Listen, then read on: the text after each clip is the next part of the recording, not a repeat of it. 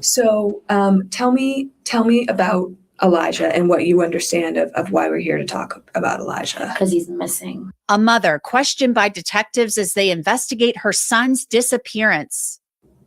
We have never, ever hurt that little boy. We love that little boy no matter what. Months and months later, Danielle Dauphiné admits to the unthinkable. I have the tragic case of Elijah Lewis. Welcome to Crime Fix. I'm Anjanette Levy. Elijah Lewis was an adorable 5-year-old boy, but sadly, his life was miserable. And in 2021, he died. And investigators in New Hampshire said his mother, Danielle Dauphiné, and her boyfriend, Joe Staff, were responsible. Danielle Dauphiné was sentenced last October to 53 years in prison. She pleaded guilty to second-degree murder in Elijah's death. The little boy disappeared in September of 2021. Investigators believe he died between September 21st and September 24th of that year. Elijah lived in New Hampshire with his mother, Danielle Dauphiné, and her boyfriend, Joe Staff. They were struggling with addiction and admitted to using drugs. After Danielle gave birth to a baby, they turned that baby over to a hospital under the Safe Haven law. That's when it was discovered that Elijah was missing, and an investigation into the boy's whereabouts began. Police tracked Danielle Dauphiné and Joe Staff down in New York City. Why you guys help me now? Come on, listen. She's going up. She's coming. Come on, just let him down. Let's take him out. Come on. Stuff.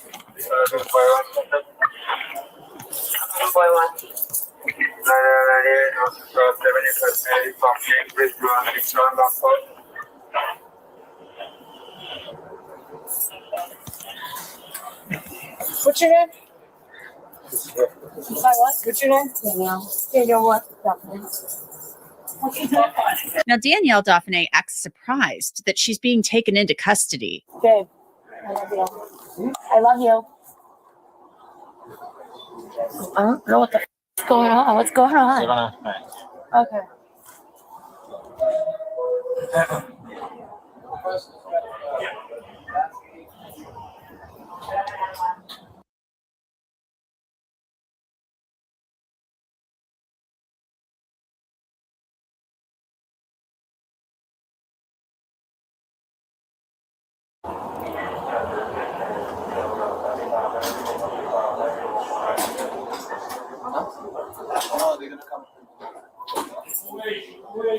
Who's coming?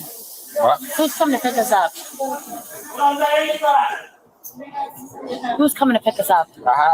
Whatever he said, I had no idea either. Sorry. What Danielle Dauphiné did to her son is beyond the pale. She tortured him, she beat him, and starved him. She said she hated him. She may have given birth to him, but she wasn't much of a mother. I searched her in truthfinder.com, which is one of the largest public records search services out there. Danielle appears in Truthfinder, having lived in New Hampshire. And under criminal and traffic records search results, her criminal record for endangering children and second-degree murder appears in those results. She'll likely spend the rest of her life in prison for Elijah's death. Truthfinder is great because it will show you a person's past and current addresses, phone numbers, social media accounts, and of course, criminal and traffic records. If you want to try Truthfinder, you can get 50% off of confidential background reports. Just log on to www.truthfinder.com/LCCrimeFix. Log on and start accessing information about almost anyone. Police take Danielle and Joe to the police station to interview them. Danielle is taken to a room with 2 detectives. So I'm sure you have a lot of questions for us, and we have some questions for you. Absolutely. But before we jump into that, it's really important that we go through some paperwork and that I inform you of your rights. You understand that? Yeah. It's October 17th when this interview takes place. Danielle had given birth 10 days earlier, and she knows exactly why she's there. So tell me about Elijah and what you understand of why we're here to talk about Elijah. Because he's missing. Okay. What can you tell me about that? Okay, so Elijah, when I got Elijah back in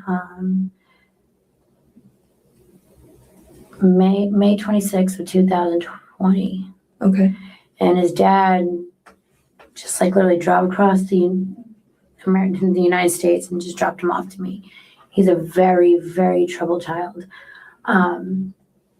He has a lot of mental issues. He likes to, Elijah likes to sneak out of the house. So we have a slider door. And I don't know if you guys have been there. I have, yeah. So you've been to my house. So Yes. have you felt the slider door, the wiggly handle? I didn't touch the handle. Okay, so the slider door doesn't lock, doesn't Okay. latch. He likes to sneak out while we sleep. He wanders while we sleep. He's a wandering little boy. So he's done that so many times. We would wake up and we'll find him. He'll come back in. He'll wake up, come back in, whatever. So you heard that Danielle say Elijah was a troubled child, and she suggests that he may have simply wandered out of the house. She said it's something that he's done in the past. Then Danielle admits that she and her boyfriend, Joe Staff, were using drugs. Well, Joe and I started using drugs again. We were in active addiction. Okay. When did that happen? I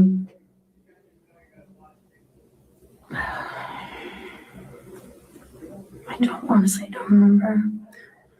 So are we talking When I was pregnant, months ago, Yeah. years ago? months ago, when I was pregnant with my son. It's kind of unbelievable, but Danielle says she and Joe started using drugs again because Elijah was so difficult. She blamed Elijah for their drug use. She said other things about Elijah.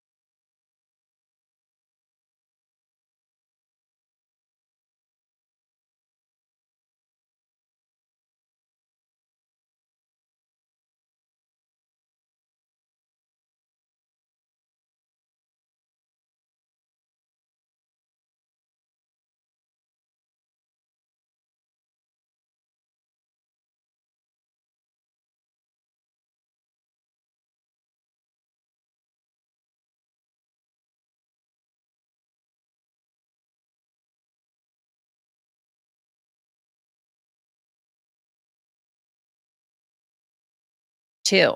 Because Elijah is just so much to handle. He would touch our daughter in her private spots. Okay. She would hide knives under his bed, tacks under his bed. He would steal.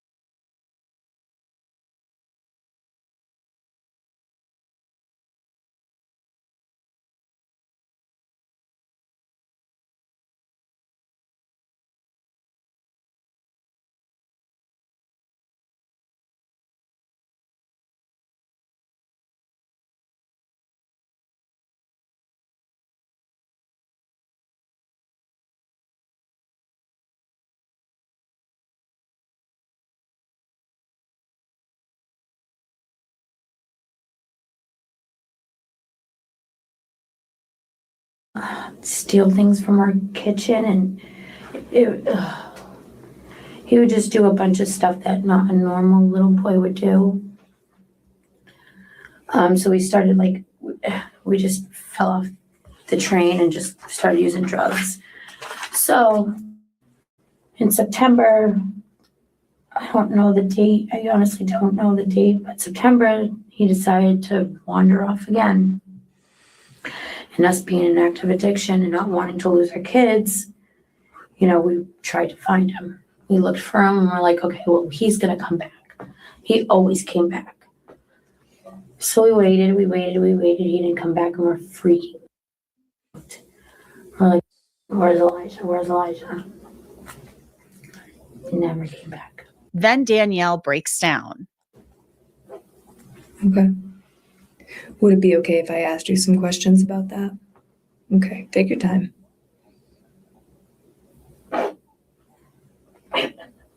Danielle tells the detective that Elijah sneaked out of the house about a dozen times.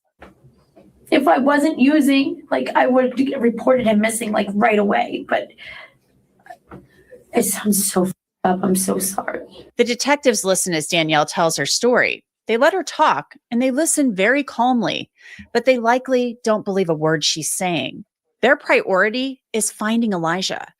Well, tell me, so when did he go missing? I don't know when. We were sleeping. Okay. So we don't know when he went missing. No, I mean like a date or a day. Oh, I don't, or oh God, dates don't register for Okay. their using. Was it summertime? No, it was September. It was September. Okay. Yeah, this was right before. Yeah, he was excited that we were having our baby and everything. Like, he was so excited that the baby was coming because we were so Okay. close to delivery. Walk me through it sequentially. So I'm see trying. the- I mean, No, like know. it's like, obviously I came back in and I took the stuff and I went and got high because I was freaking out. So it's all a blur. So you said you walked outside and then came back. How can she smile and smirk at it? It's disgraceful. Back inside and got high? Mm-hmm. Okay. Because I'm like, I can't find him. I can't find him.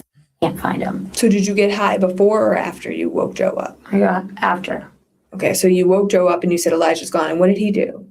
He was like, what the f- again? I'm like, yep. I'm like, but this time I can't find him. I was like, I don't know what to do. I'm freaking out. I was like, I need to do something. I need to calm down. I need to do something. Did Joe get high with you? Mm-hmm. And then what happened? And then we were just trying to think of what to do, where to find him. We've been looking for him every day. Every day. Why didn't you call the police? Because we didn't want anything to happen. Because DCYF would get involved Okay. and then my daughter would get taken away. So I don't know. It's so hard to explain to people that aren't addicts why we do the things we do. Like why we ran, because we're scared. We're human. You know, it's a reaction. We didn't know what. There's a common phrase there. When we're in drugs, when she said that people that are not drug addicts don't understand the things we do and the things we say. She's just making excuses after bloody excuses. If I don't know how the officers can keep their calm, because I'd be screaming and shouting and putting my hands around her bloody neck, strangling her. You know, you use drugs when your children are around you is also a big no-no. You know, the poor child didn't stand a chance. It's like we didn't know what to do. And when you say you ran, you're talking about when you fled from New Hampshire last week. The detectives already realize and they know that this sweet little boy in the photos is likely dead. At one point, Danielle talks about Elijah doing things to harm himself. So he'd be poking himself with a tacks. And what other self-harming behaviors would he do? He would scratch his throat. Like his dad, like the first time I FaceTimed him, he had scratches on him. Like, what happened to your throat, buddy? And like Tim did not tell me any of his behaviors before I took on him. If I knew all these behaviors, I would have made sure I had stuff lined up for him to, you know, I'm not going to take on a child that has mental health issues and not have anything for him. You know, that just does not make logical sense. Yeah. And he didn't say that. He just said he might be autistic. Okay. And this is not autistic. I have an autistic nephew who is, but yeah, he would scratch. Okay. He would sit there and bite his arms. He would, what else did he do? He would like slap him in his, like do weird stuff. Like I just didn't like, I couldn't, I needed him out of my house. I needed him out to get help. Not that I didn't love him and want him. I loved him. I love him so much. I just needed him to get help. And I was just watching him suffer and I couldn't do anything. You know what I mean? I couldn't do nothing. But slowly, Danielle begins to reveal some things that add some background to her story. I was depressed. Okay. I never left a house. Okay. We never left a house. Never left a house with, Yeah, that's I a felt like a lot. prisoner in my house. Sure. Almost a year I haven't left my house. The only time I left my house is now. Haven't left my house since. Wow. Do you drive? No. Okay. And you don't have a car, you don't drive. Okay. Yeah. It's a Sounds lot. overwhelming. It was a lot. And I was scared because I was using drugs because I didn't know how to cope. Okay. If I wasn't using, like I would have reported him missing like right away. But it sounds so fucked up. I'm so sorry. Danielle mentions how Elijah and all of her problems were causing her stress in her relationship with Joe. Our relationship was definitely going downhill because of this. Okay. So you're home all day with the kids. Elijah's behaviors are escalating. You're stressed out and pregnant. And then your marriage or relationship, you're not married, right? No. Your relationship is stressed out because of this.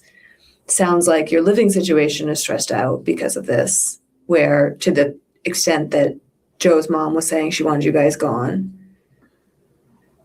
Where would you go if you weren't living there? I mean, we would save up and get our own place. Okay. Was that your plan? Yes. Okay. Well, while she's a drug addict, she'll never be able to save money because as soon as she's got any spare money, what's spare is going to go on drugs. So you were saving money for that. Well, I mean, no, not necessarily because we had a drug problem. Okay. But we were actually going to go to detox before we left. But then the the fan and I just got scared because we're using. And I didn't want to detox in jail. But still, Danielle doesn't admit to harming Elijah, and she said he was fixated on water. How can we find Elijah? Look everywhere. If I knew, I would have found him. Did you guys search the lake? I don't know. I didn't search the lake. I don't know if he could be in there, if someone took him, or if he went on the main road, or if I don't know. I want to find him.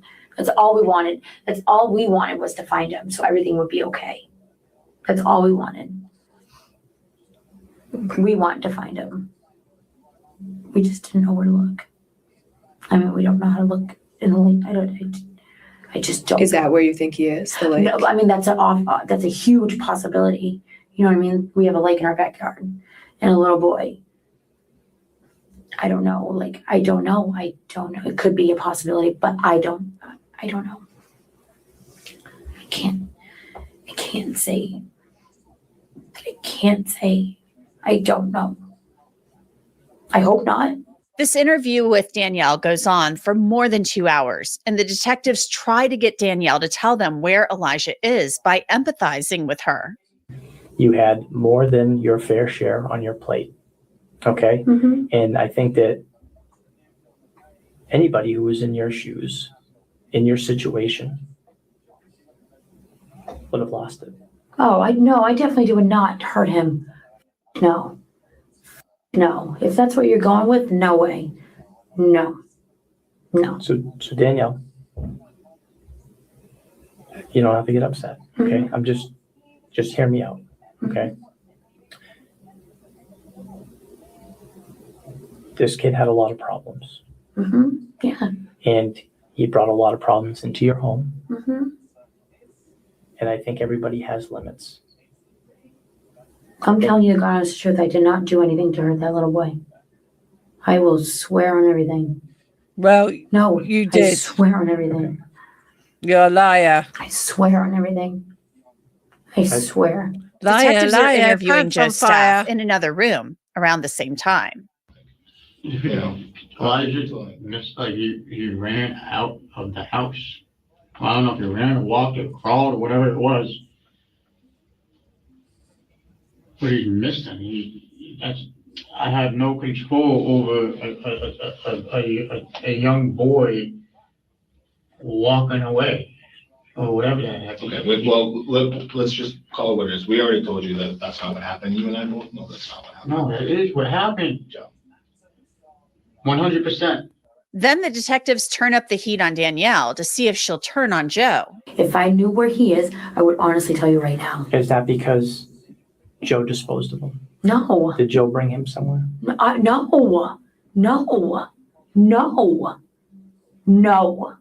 Absolutely not. Okay, well, that's what I think, you know? Well, And I don't- would and I don't- know that though, Yeah. because I was with him and he did not do anything. Yep. We have never ever hurt that little boy. We love that little boy no matter what. But I don't want you to have the weight of the world on your shoulders. We didn't For the do rest anything. of We your didn't life. do anything. He did not. There's no body.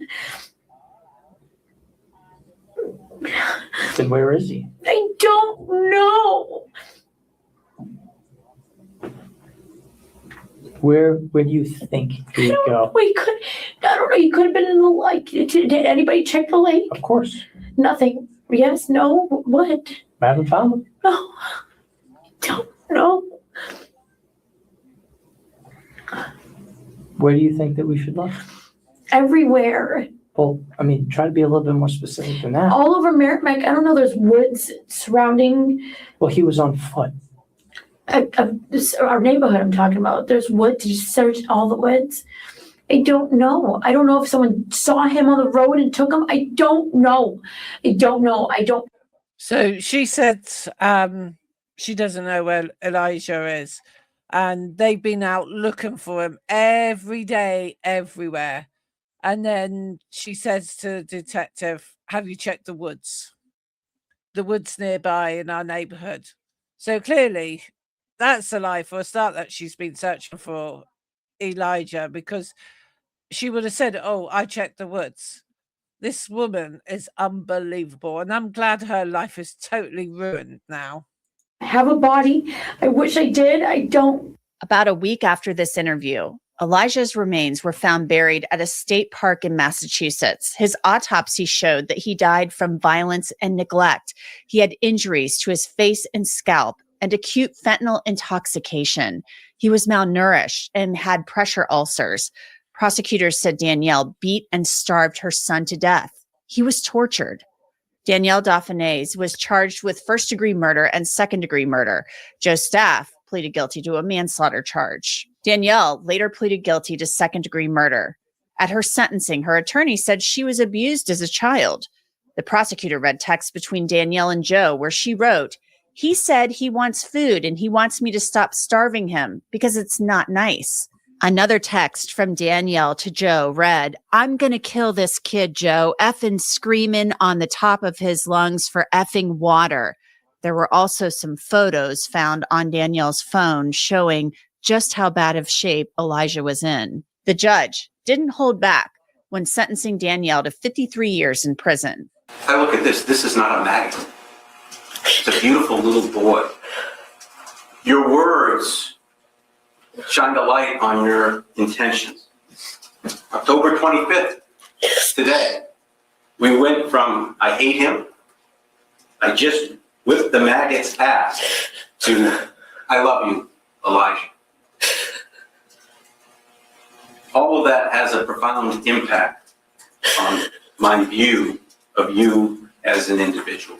Your words that I've seen are damning in this case. They are cords of terror that rain down on this little boy. They are cords of terror that showed your knowledge, your awareness of the torture you were inflicting upon this little boy. You heard that. Danielle called her son a maggot. After the sentencing, Elijah's aunt, the sister of his father, spoke about Danielle. Justice, I feel, was served a bit today. Knowing that she won't be getting out and she'll most likely die in prison is a huge relief, I think, for everyone right now. I think the judge said everything to her that we are all thinking. There's no excuse for what she did. She did not show any remorse at all for her son, and she deserves everything that she gets. And I am glad to hear that she's being haunted by him. That's what she deserves. She is a snake.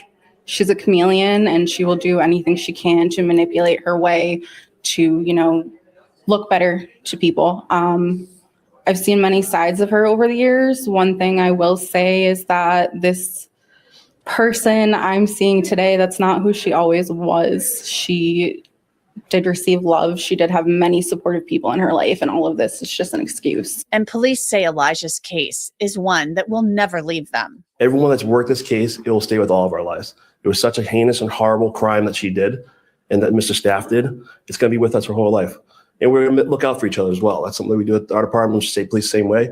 We're going to make sure that we take care of ourselves and make sure if we need help, we will. And that's it for this episode of Crime Fix. I'm Anjanette Levy. Thanks so much. So what do you think of that one then? Let me just stop streaming this one so I can go back and do something else. So I'll just add him up to the stage. Look at him. I don't think he had all those problems that she said.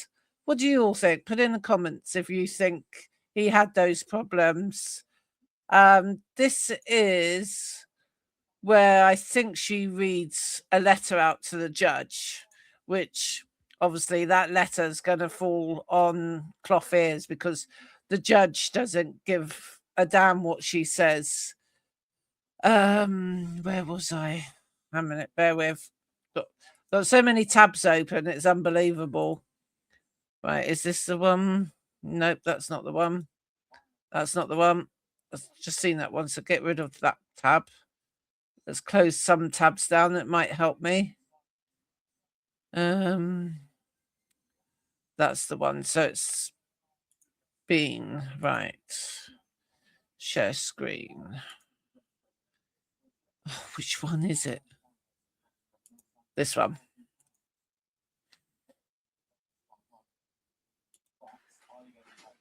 Your Honor, I believe that Mr.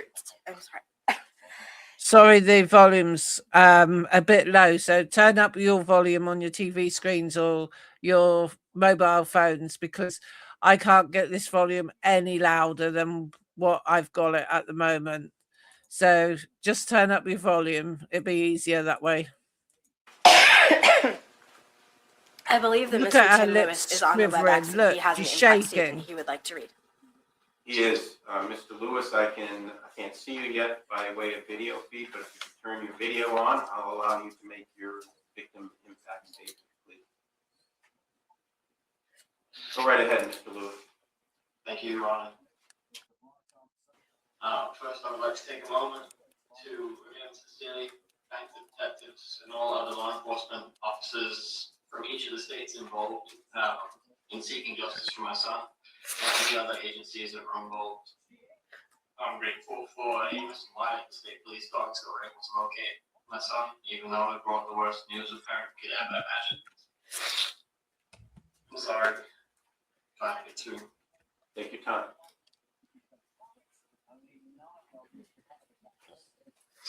As for you, you don't deserve Get a to do bloody this. tissue. I don't even want to address you. I will always be a voice for my son now.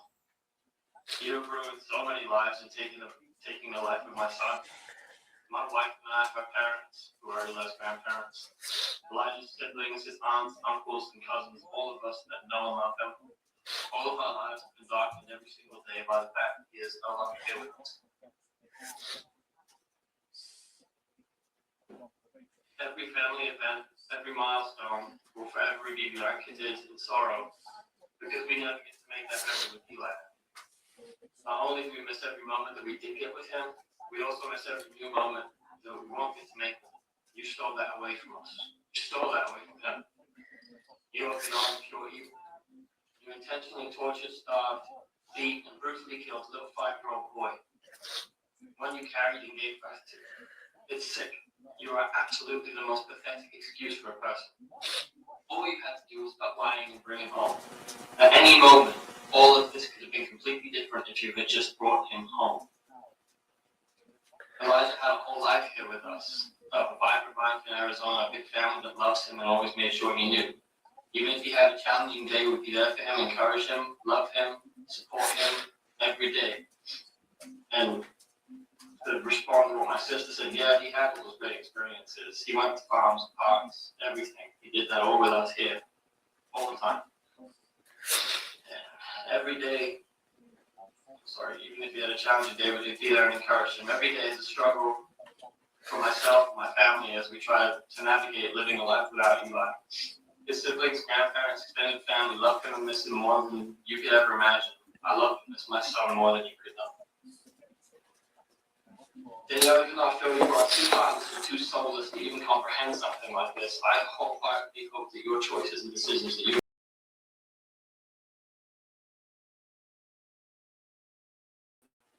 I also hope each of your days in incarceration is worse than the one before it, and that everyone you encounter knows exactly what you did and who you are.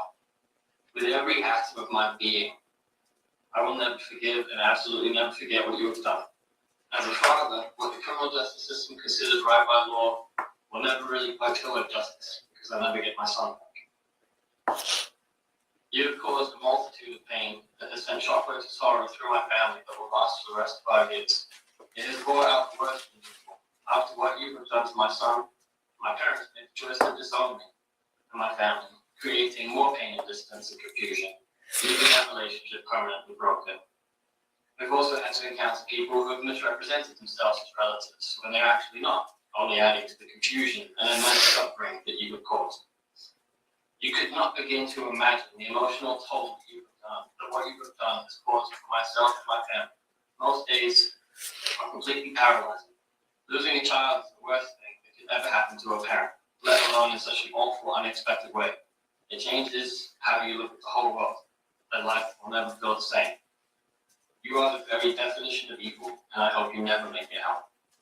Thank you, Mr. Lewis. I appreciate those comments. Your Honor. You're welcome. 5-year-old Elijah Lewis was killed between September 21st and 24th of 2021, according to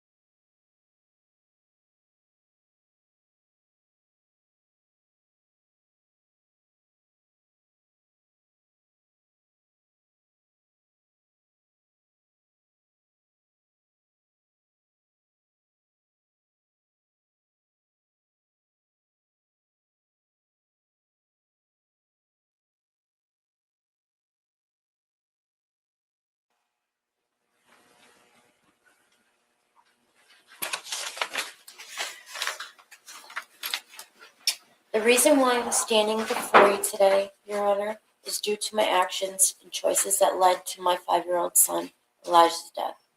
All the agony that my son encountered, neglect, mistreatment, Isolation and malnourishment was horrible. No child should ever have to go through any, and in particular that kind of abuse, especially my son that I have, especially my son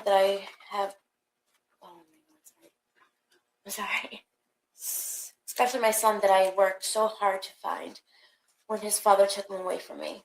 I, of all people, should know because that's what happened to me in many similar ways. I also was neglected, mistreated, isolated, and malnourished by my parents and their partners, and I'm so lucky to be alive. I was also sexually abused by people who were supposed to protect me. Even so, Elijah never deserved any of the abuse. Parents are supposed to take care of their children. I don't deserve my abuse either. I was lucky that I had some time in foster care with wonderful people who gave me a glimpse of better role modeling.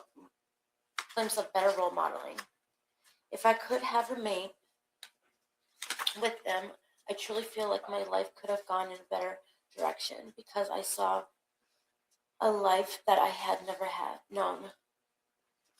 Sorry. Hold on, Your Honor.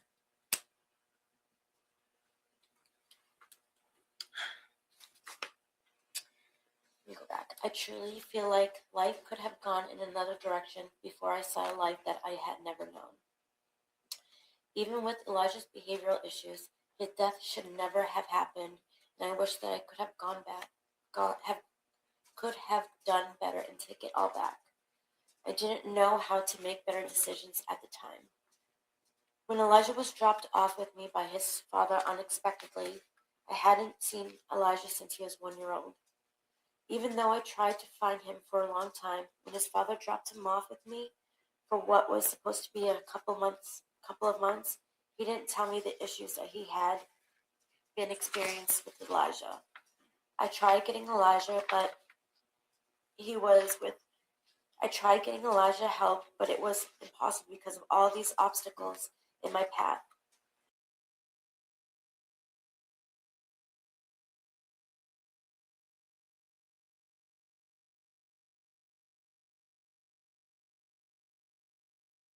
His father, Timothy Lewis, wouldn't give me his insurance information to get him services.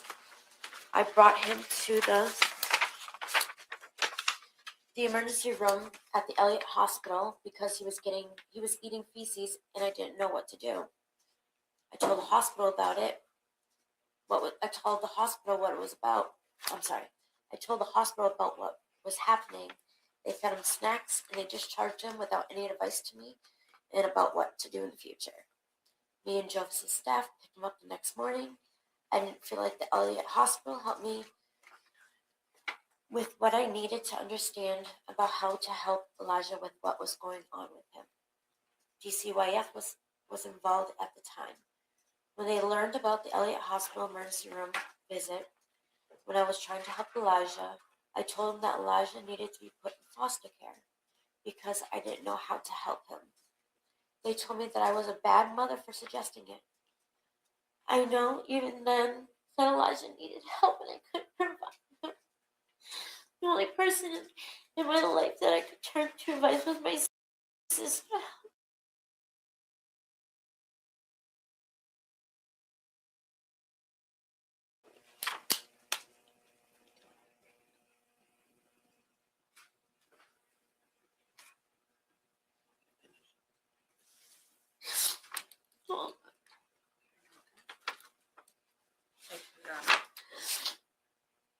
I'm sorry.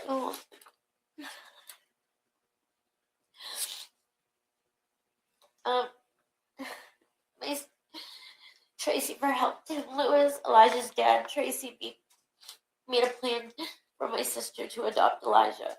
I don't know how to deal with Elijah's behaviors issues, and I didn't have. Sorry, Your Honor. I did not have the financial resources to get him the medical or psychiatric care that he clearly needed because his father wouldn't give me his insurance information. At this point, I was pregnant, also caring for 1.5 year old. And his father, who had raised him for 3 years, was unwilling to take him back. Me and him communicating back and forth, but Elijah's dad did not send the necessary paperwork to my sister in time to make this happen. I did not know what to do. I was also deep in my addiction and not making great choices.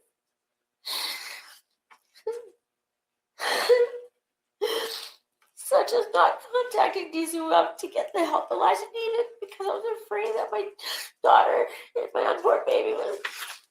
I can't do it. May I take over your? Yes, you can go right ahead, Attorney. I'm going to go to the back paragraph just because I think a lot of that was lost. The only person in my life that I could turn to for advice was my sister Tracy for help. Tim Lewis, Elijah's dad, Tracy and me made a plan for my sister to adopt Elijah. I didn't know how to deal with Elijah's behavioral issues, and I did not have financial resources to get him medical or psychiatric care that he clearly needed because his father would not give me his insurance information. At that point in time, I was pregnant, also caring for a 1.5-year-old, and his father, who had raised him for 3 years, was unwilling to take him back. Me and him communicated back and forth, but Elijah's dad did not send the necessary paperwork to my sister in time to make this happen. I didn't know what to do. I was also deep into my addiction and not making great choices, such as not contacting DCYF to get the help that Elijah needed because I was afraid that my daughter and my unborn baby would also be taken from me. That's how my parents handled it, with avoiding contact with DCF in my home state. Looking back now, I should have reached out to DCF, but I felt such shame about myself that I couldn't figure out how to help him. Every day, I think about what if I had only been able to find the strength and the ability to do so. Elijah would still be alive and safe today. If I had contacted DCYF, I would have been able to be on a path to bettering my life and his, getting out of my toxic relationship with Joe, and then working on getting all of my kids back, including Elijah, through sobriety and therapy. But I chose not to because I was so broken at the time, using drugs, and felt such shame because of my Elliott Hospital experience. When Elijah passed away, I know that it looked like I didn't care or had remorse. I did, but I was dealing with so much at that time that my judgment was extremely overwhelmed by my own trauma and untreated mental health issues. I was pregnant and on bed rest, and I was still using drugs. I've been sober for 3 years. I will live with the guilt and sadness that I participated in allowing my son to die. There will never be a day in my life when I will not feel shame and remorse about it. I wish that I could have made better choices. But now that you know about my upbringing, I hope you know that you understand that the people in my life who were supposed to protect me also failed me and gave me very awful examples of how a parent is supposed to behave. These people were my role models. Even so, I want the court to know that I'm truly remorseful for what I did. I always dreamed about having a family and making a safe home for them in a way that I never had. I had really wanted and hoped to do better than my parents did for me. I also want to say that I am sorry to those that I let down, but most of all, to the one person who can't hear me ever again. I'm so sorry, Elijah, that I failed you as your mother. I love you.